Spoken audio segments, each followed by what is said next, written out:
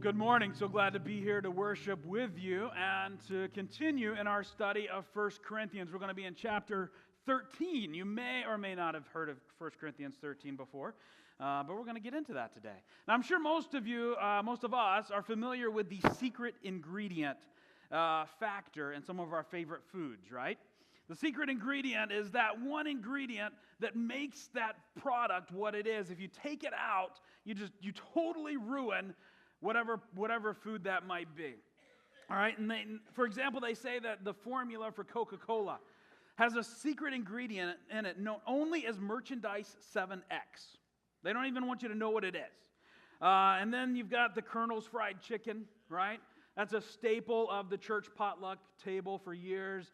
Which was kind of a safety net, because you knew whatever weird thing people brought from their house, there would at least be a bucket of chicken for you there. You know, some conspiracy theorists maintain that it's really just Thousand Island dressing, but the Big Mac special sauce, others claim, is a magical combination of secret ingredients there. And so we have these products that have these secret ingredients, but we see it even in our romantic relationships, where sometimes we can't even verbalize why we have the feelings we do towards someone. That we can't tell you, well, here's the empirical evidence of why I spark with this person but no one else. And you just know it in your soul. There's something there. It's unexplainable. It's a secret ingredient, if you will, in that relationship. This morning, as we continue in 1 Corinthians, we're looking at something that it's honestly not so secret. It's not the secret ingredient, right? But it is the most essential ingredient, that if we remove this from our spiritual lives, we lose everything. And now you probably, based on what you know of 1 Corinthians 13 or just common logic of what this not so secret but essential ingredient is. So let's just all say it together, right? Love. Okay, good. No one said money or whatever it may be. I was prepared, but we don't have to go there. About almost 50 years ago, all right? This is a long time. Almost 50 years ago, the Beatles released a song called All You Need Is Love. All right, and I don't know if that's all you need. There's probably a few other things that should be in the mix there. But we can say, and we're going to see this morning, that love is the most essential part of our lives, the most essential part of our spiritual lives. And without love, nothing else matters. That our lives, no matter what we do, no matter what we accomplish, our lives will amount to nothing in the end if we don't have love.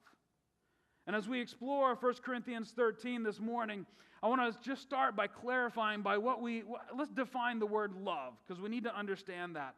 Now in English, we get one word for love. I love my wife, I love bacon, and I love grandma. And in this case, it's one word, just in different meanings, different degrees, and in this case, it's in that order: wife, bacon, grandma. But in the New Testament, which was written in Greek, there's multiple words for love, at least three.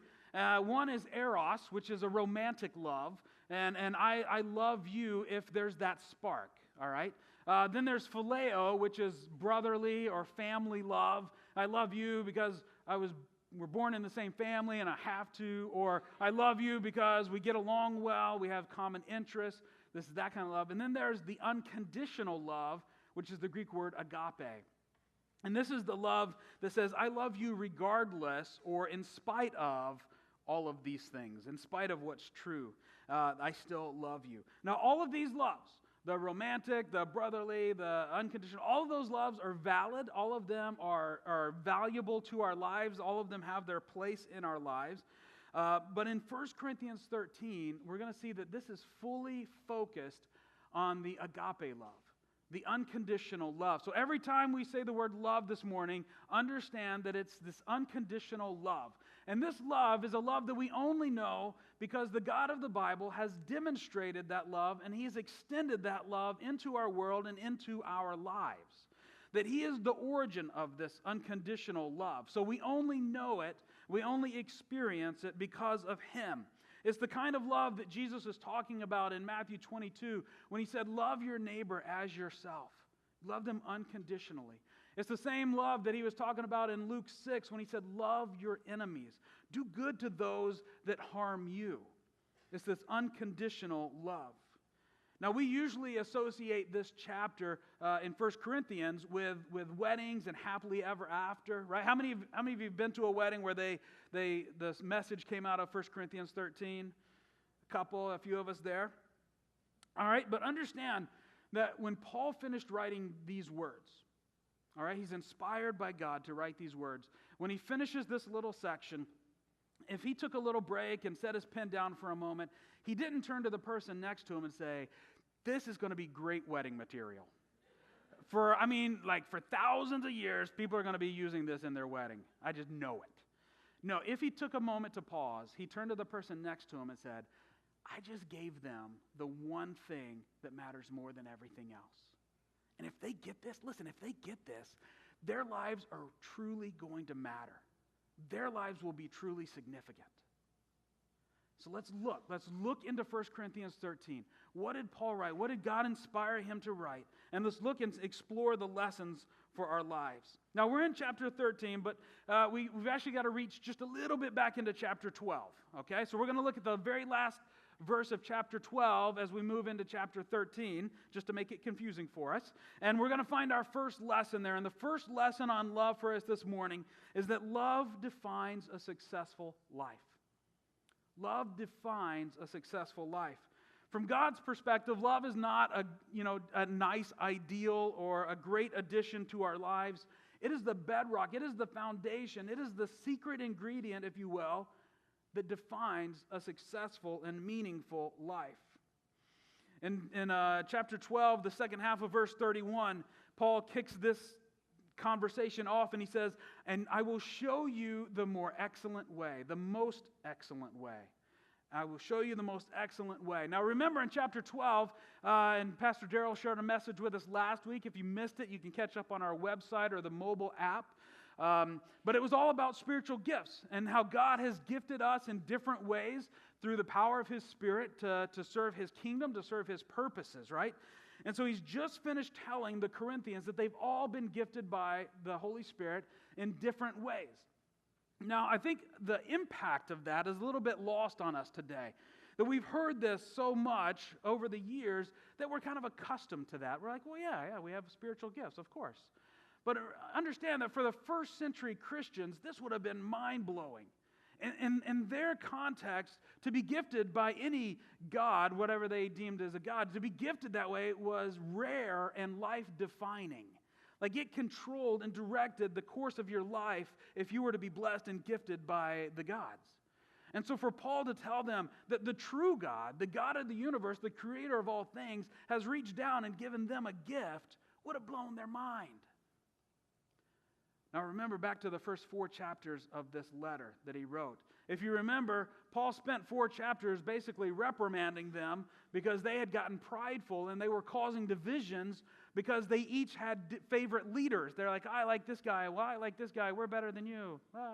And so Paul's reprimanding them. Now imagine if they were doing that around leadership, how divisive and how prideful might they become as they hear Paul saying, you've been gifted by God.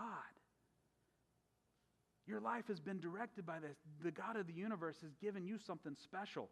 Well, He's given me a gift. I think my gift's a little bit better than your gift. Obviously, I'm a little bit better than you are. You can maybe be like me one day. And so Paul moves right into chapter 13. And he says, let me show you the most excellent way. I just talked to you all about these amazing gifts that God has given you. Let me show you the most excellent way. And then he moves into chapter 13 in the first few verses, and he lays out some scenarios, and he's making the case that love trumps everything else.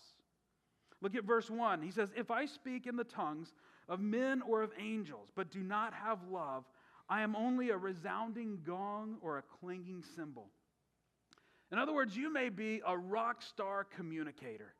You may be the best preacher, the best teacher, the best small group leader, and people just hang on your every word. They're sitting on the edge of their seat, and they're just waiting to know what you're going to say. You may be the one that people seek out, and they're like, I want so-and-so to pray for me, because when they pray, it is powerful, the way that they pray. You may be the one that as you speak in, as you give advice into a situation, that everyone just stops, and they think, that was brilliant. That's amazing. So wise. You could do all of these things, but without love in your heart, every word is like an annoying buzz in God's ears. Look at verse 2. He says, if I have the gift of prophecy and can fathom all mysteries and all knowledge, and if I have faith that can move mountains but do not have love, I'm nothing. Paul says you may be the conduit of God's spiritual insight for your family, for your church, for your community. That you're the one that has it right, that gives the guidance for others. That your wisdom and understanding may surpass everyone else so that you understand things that people aren't even smart enough to wonder about. And you may have the faith that's strong enough to overcome any obstacle, to do the impossible. But if you don't have love in your life, none of that impresses God. Verse 3, he says, if I give all I possess to the poor, and I give over my body to hardship that I may boast. That's referring to a practice that where people would sell themselves into slavery to help someone else. So you have a debt, so I'm going to sell myself into slavery to pay off that debt for you. That's a pretty extreme thing. He says that if I do these things but I do not have love, I gain nothing. In other words, you may be the ultimate example of a sacrificial life. And your generosity may exceed everyone else, that you're helping people and doling out the resources. You may even go beyond that. And you may lay down your life in some way or another to help others. And you could do all of these things, but if you do it with a loveless heart, it's pointless.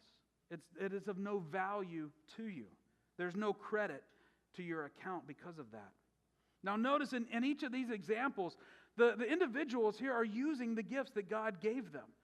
Be it speech or understanding or giving or service. They're using the gifts. They're not fakers. They're not, misusing the gifts. They're actually doing pretty significant and amazing things.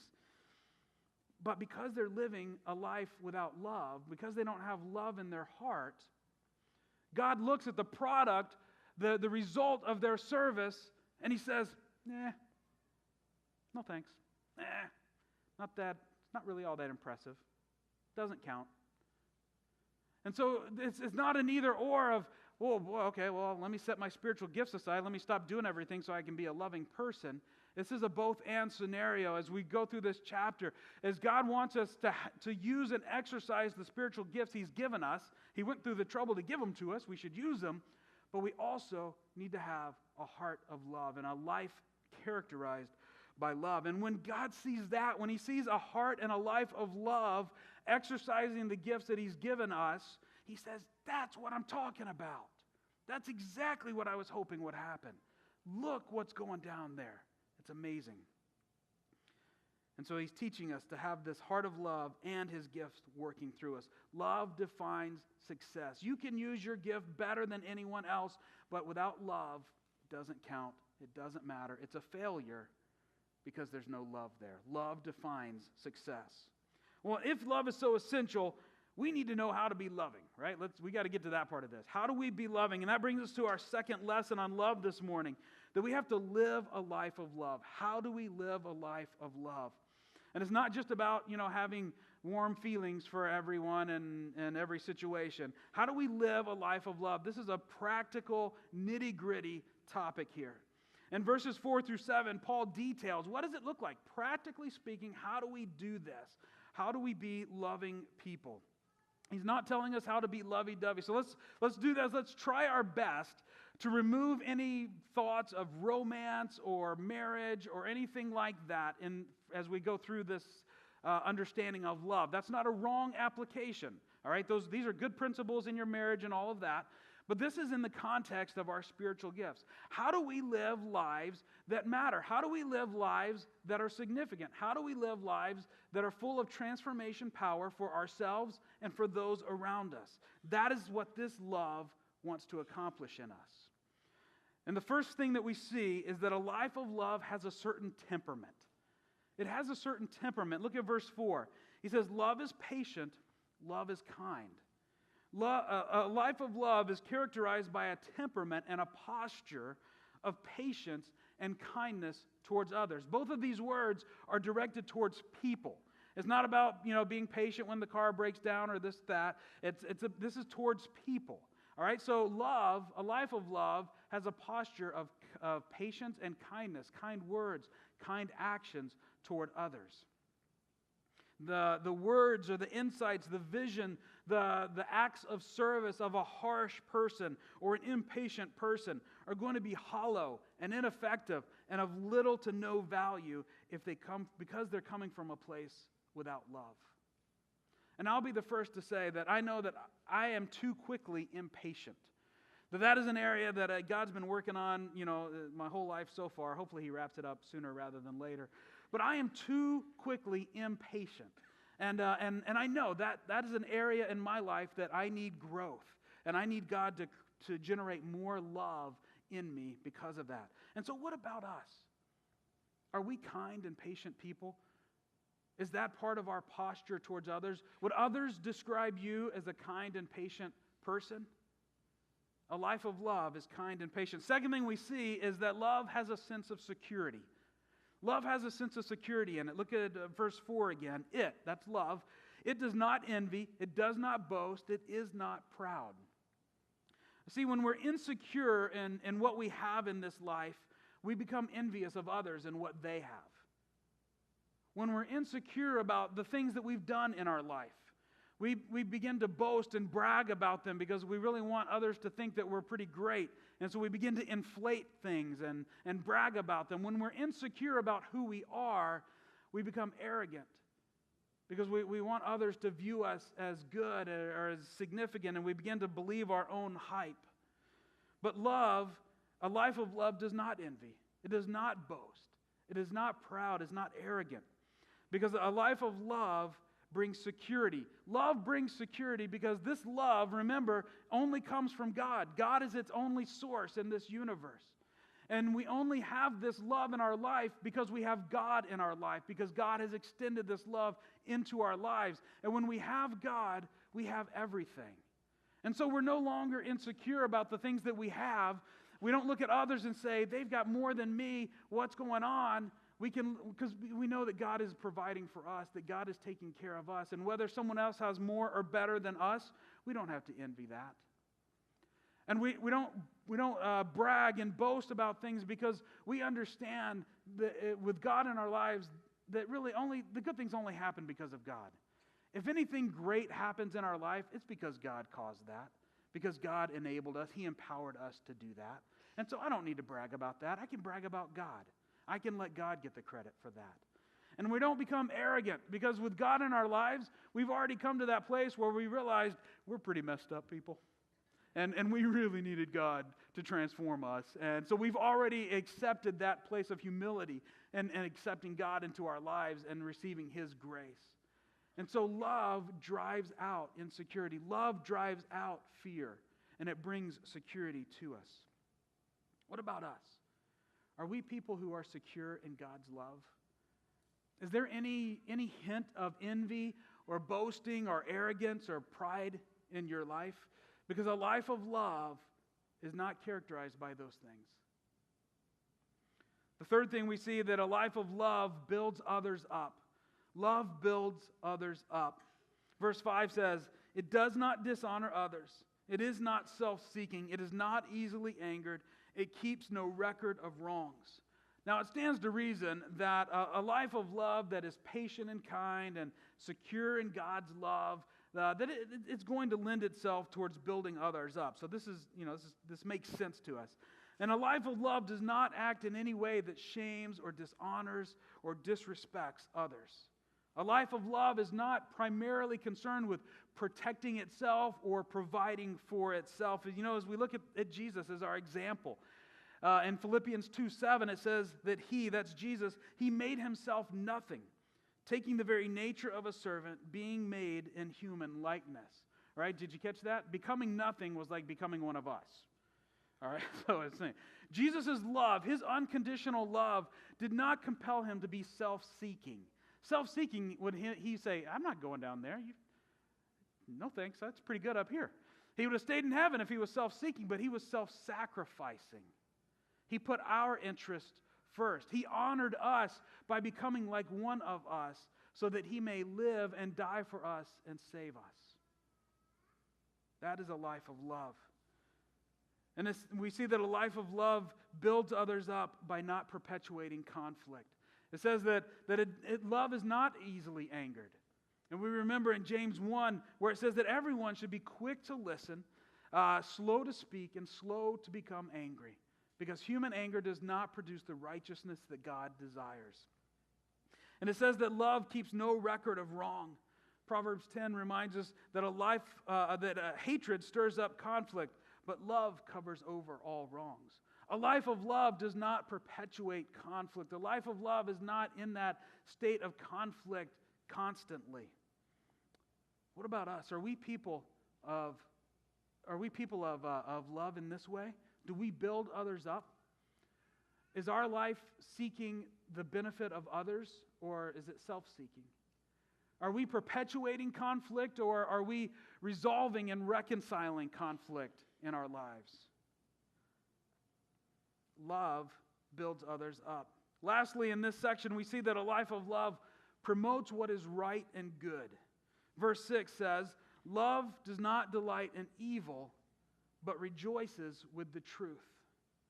A life of love never cheers with, never sides with, never takes joy in wrong. Rather, a life of love cheers and rejoices when right and truth and good are found. Now notice it doesn't say that it rejoices with truth when it's on the winning side. Or it rejoices with truth when everyone else is and it's, yay, we all are. Or it rejoices with truth when it benefits me.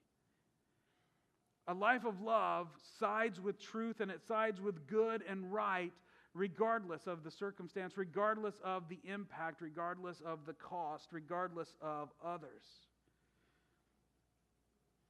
As I was praying and preparing for this message, the thought was spinning around in my mind, how do we side with right and good when we encounter evil?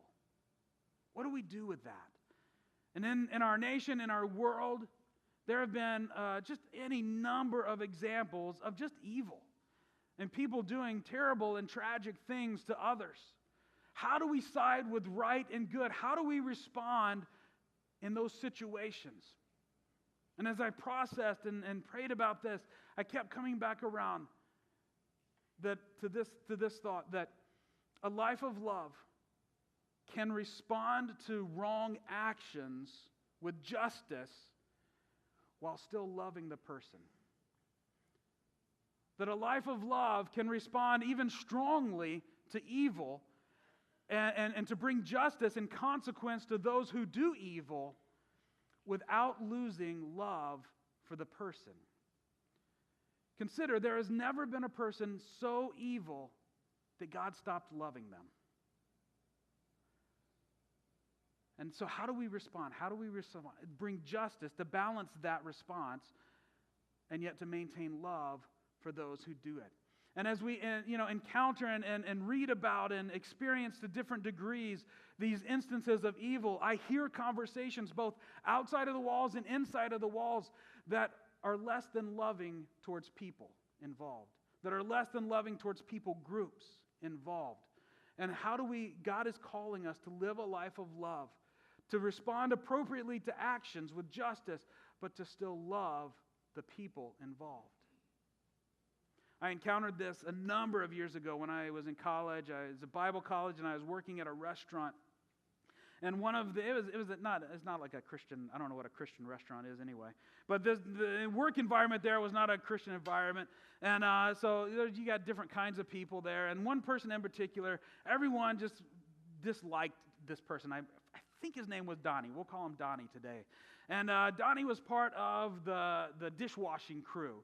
And he was a pretty vile person, a pretty vulgar, terrible person. And most people just stayed away from him. I thought, what? I need to befriend this guy. I need to try to, be his friend, interact with him, hopefully get to share Jesus with him at some point. And so I would go out of my way to befriend Donnie. And we hit it off. We would talk and laugh. And I would, put up with some of the stuff he would say. And I'd try to squeeze Jesus in there as much as I could. But something changed one night with me and Donnie. we were the only two left in the kitchen at the end of the night. And again, I'm trying to reach out to him and talk to him. And he starts saying some pretty vulgar things. My girlfriend, now she's my wife, Becca worked there as well. And he was saying some pretty terrible things about her. And so I said, hey, Donnie, that's my girlfriend. I really don't appreciate the way that you're talking about her. Please stop. And that's honestly about as forceful as I was about it. But Donnie flipped out on me. And he starts making physical threats to me, and which is funny because he's pretty scrawny. But he's making these threats and he's getting, physically worked up about it. And he's continuing to just spew these vile things about me and Becca. And in this conversation, I remember in the middle of it just saying, I'm done. I'm done with Donnie. I'm out. And as I was experiencing his, mild evil towards me, I said, I'm out. I'm done with him. And I remember saying this in my heart. And it's tragic and this is terrible, but I said, I don't care anymore. I don't care if Donnie dies and goes to hell. I gave up on Donnie. I quit loving Donnie. I should have responded to his actions and his words, but I should have still loved him too. And I failed miserably in that moment. And after that, and I pray and I hope that God brought someone else along that was stronger, that did not give up on Donnie. But I did. I quit loving him. A life of love does not give up. A life of love does not quit on others, even when they're evil, even when they're terrible. And this doesn't have to be about things that we read in the newspaper. This doesn't have to be about things that happen somewhere else to other people. We all experience it, whether it's in our home or whether it's at our workplace or in school. We experience degrees of evil against us. And we respond to the actions, but we love the person. And that's hard. I don't have a step 1, 2, and 3 for that. We have to lean into God's grace and to His Spirit. As how do we do that? And we learn. I learned from my experience with Donnie, and we learn as we go. But we find a way to love the person while responding to the evil as well. So what about us? I know that we in general as people we side with good. We cheer for right and we cheer for truth. But are we learning to love the people in the midst of that? To not give up on the evil, to not give up on the person who is committing the evil. A life of love cheers and sides, rejoices with truth. In verses 1 through 3, we saw that love defines a successful life, that you cannot live a meaningful, successful life without love, no matter what you do. And then in verses 4 through 7, we saw the different, and we explored the picture, the different kinds or aspects of love there. And then this chapter wraps up in the final verses as Paul circles back around to the thought that love trumps everything else. He says in verse 8 that love will never fail. Love will never fail. All of the gifts that God has given us, they will pass away. And it says, but where there are prophecies, they will cease. Where there are tongues, they will be stilled. Where there is knowledge, it will pass away. For we know in part and we prophesy in part, but when completeness comes, what is in part disappears. In other words, we have these gifts from God. Everything that I just talked about in chapter 12, Paul says, all of those things are going to disappear, folks. You think they're amazing. You think that it's, mind-blowing that God has given you these gifts. Understand, they're going to end. We have them now because God's presence is not on this earth. His Spirit is with us, but His full presence is not here. There will come a day when all things are made new in the end times and God, does away with all evil and we're living in this amazing new existence with Him forever, and there are not going to be any preachers. There's not going to be any prophets. There's not going to be any of these gifts because we'll have God with us. We won't need them, but love will still be there. When everything else stops, love stays. And so love matters more than everything because it will outlast all of these other things. So we could have all the power to preach, all the power to teach, all the power to counsel, but without love, we've missed the point. We've lost the secret ingredient. I want to close this morning simply asking us to consider how much love is in our lives. How much love is in our lives. On the back side of your notes, you see 4 little gauges, kind of gas gauges there, fuel gauges. And the needle is missing. Because I don't know where you might place that indicator for your life. And I would ask you today, throughout the week, to pray and say, God, will you give me honesty as I ask the question, how much love is in my life?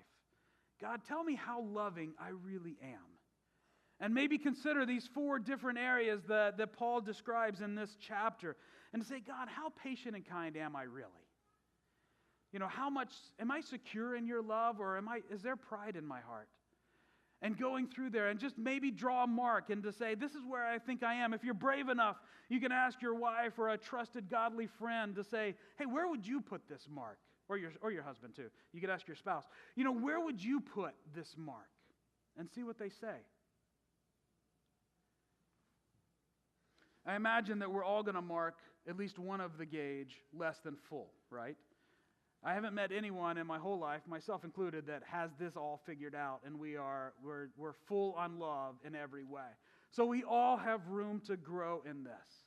And God is at work in all of us. If you want to dig further into this, if you want to explore how do I live a more loving life towards others, a few resources I'd recommend. They're listed in the bottom box on your notes, and I think we can throw them up there as well, so we can just kind of see what they look like on the bookshelf. These would be good resources to dig into and explore this further. But can you imagine the possibilities? Just imagine that as this church, and I mean the people of this church increase in our level of love, and we continue to use the gifts that God has given each of us, and we're exercising those gifts, and we're serving others, and we're serving God's kingdom, and we're growing in our love, I can only imagine the impact that will happen. And how people will be drawn to the life of the Spirit and the good news of Jesus that they're seeing lived out in this place. I don't know if you noticed, but we have some new gravel parking lot added over here. And we're getting ready. We're getting ready for more people to be filling these seats. And we're getting ready with more parking spots where they can come and they can be here and they can be part of what God is doing in our midst for His glory. Let's be people of love, people who live lives of love. Will you pray with me? Heavenly Father, we praise your name. And God, we acknowledge that everything in our life, everything that is good, everything that is worthy, everything that is notable is because of you. And if we are loving people, it is only because you have filled us with your love in the first place. That we love because you have first loved us, and you loved us long before we ever thought of you. Father, help us to be continually growing and increasing in our level of love. That as we serve, as we exercise the gifts you've given us, that we would always know and always emphasize love in our hearts first and foremost. Father, I pray for anyone here who they haven't experienced your love yet. They're hearing about you, they're understanding you, but they haven't received your love into their life. They haven't sought your forgiveness and your grace. God, I pray that you would call them into that relationship, that you would call them to surrender, call them to seek forgiveness, and to receive your love, that they can then become loving people themselves. In Jesus' name we pray.